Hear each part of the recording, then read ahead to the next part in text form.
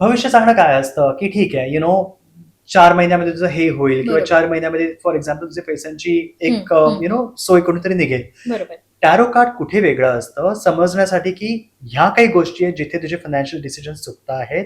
ह्या काही गोष्टी आहेत जिथे ॲक्शन घेण्याची गरज आहे. ह्या काही गोष्टी आहेत ज्या अव्हॉइड केल्या पाहिजेत आणि ह्या काही गोष्टी सपोज आपण नीट केल्या, तर तुझं फ्युचर चांगलं होऊ शकतं. तर टॅरो कार्ड नुसतं एक प्रिडिक्शन नाही देत, एक पूर्ण मार्ग दाखवतो. तो एक अंदाज नसतो, एक पूर्ण फ्रेमवर्क, एक पाथवे असतं तुमच्या ओके. आयुष्यासाठी. पण सपोज सौरभ मी आले टॅरो कार्ड हं, रीडिंगसाठी हं. आणि अनेक जण असेल की त्यांचा विश्वास नाही ह्या सगळ्या गोष्टीवरती. जे बिलीव्ह करतात की ठीक आहे राशी भविष्य म्हणा किंवा नास्तिक आहे किंवा कशावरतीच विश्वास अगदी. नाही.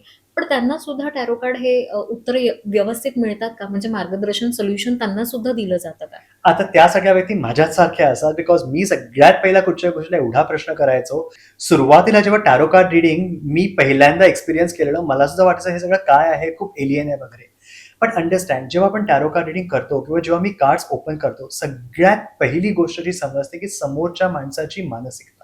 ओके. कुठच्या फ्रेम ऑफ माइंडमधून ती व्यक्ती माझ्याकडे आलेली आहे, त्यांचा पास्ट काय आहे, त्यांचे एनर्जी ब्लॉकेजेस वगैरे काय आहेत आणि त्या व्यक्तीचा विश्वास असो किंवा नसो, जेव्हा आपण रीडिंग सुरू करतो, ती व्यक्ती त्या गोष्टींबरोबर सहजपणे कनेक्ट करून जाते.